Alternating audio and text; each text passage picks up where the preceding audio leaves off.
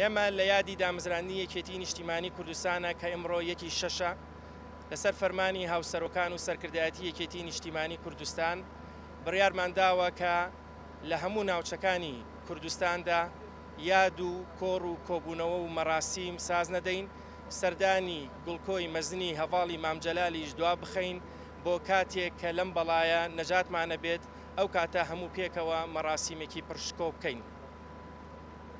خۆتان نەزانن ئەمڕۆ هەر ڕۆژی جیهانی مناڵانە، بۆیە ئێمە لەم ڕۆژە پیرۆزەدا هاتووین نەخۆشخانەی مناڵانمان هەڵبژاردووە بۆ ئەوەی لێرە و ڕای بگەێنین کە وێڕای هاوکاریکردنمان بۆ دەستگا تەندروستیەکان لەم شوێنە پیرۆزەوانێ هاوکاری بۆ مناڵانی کوردستان و هەموو نەخۆشەکانی کوردستان ڕابگەێنین. یەکێتی نیشتیمانی کوردستان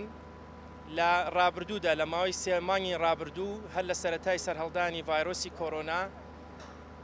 هەڤاڵانی بەڕێز هاوسەرۆکان لە هەوری شێخ جەنگی تاڵەبانی هاوسەرۆکی یەکێتی و باڤڵ جەلال تاڵەبانی هاوسەرۆکی یەکێتی سەرکردایەتی یەکێتی بەردەوام هاوکاری دەستگا تەندروستیەکانیان کردووە و ئەمەش خۆی ئەبینێتەوە لەو چوارچێوەیەدا لە ڕێگەی بەشداربوونی هەموو کادر و ئەندامانمان بە هاوکاریکردنیان. بۆیە ئێمە لێرەوە ڕایەگەیەنین داوا لە هەڤاڵان و کادرانمانەکەین لە مەڵبەندەکان بەپێی پێویستی و لەسەر داخوازی دام و دەستگا تەندروستیەکان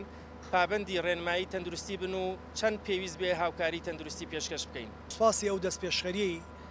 دەستگای خێرخوازی مامەکەین کە لە چوارچێوەی ئەو دەستپێشخەریانەی هەیەیان بووە بە تایبەتی لە ماوەی بڵاوبوونەوەی پەتای کۆرۆنایە ڕۆڵێکی گرنگیان بینیوە لە پشتیوانیکردنی دام و دەستگا تەندروستیەکان و فەرمانگە خزمەتگوزاریەکان. ئەم ڕۆژە چوارچێوەیەدا کۆمەڵێک پێداویستیان کە زۆر گرنگن بۆ ئیستادابین کردووە و بڕیاریشیان ناوە کە بە بڕی 160 میلیۆن دینار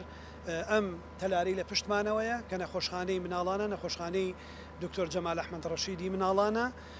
بە سوپاسەوە واجهەی دەرەوەی لەسەر ئەرکی ئەوان نوێ ئەکرێتەوە. لە ساڵیادی ڕۆژی جیهانی مناڵانە دەستگای مرۆیی مام پرۆژەیەک ئەعلانەکە کە بریتیە لە نۆژەنکردنەوەی ڕووکاری دەرەوەی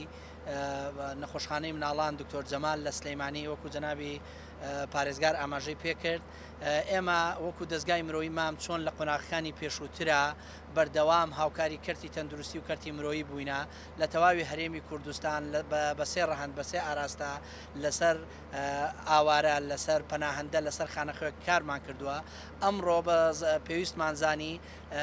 لەم ڕۆژەیە ئەم پرۆژەیە ئەعلان کەین کە پرۆژەی نۆژەنکردنەوەی ئەم نەخۆشخانەیە و هەروەها بە فرسەتی ئەزانم بۆ ئەوەی باس لە بەشێ لەو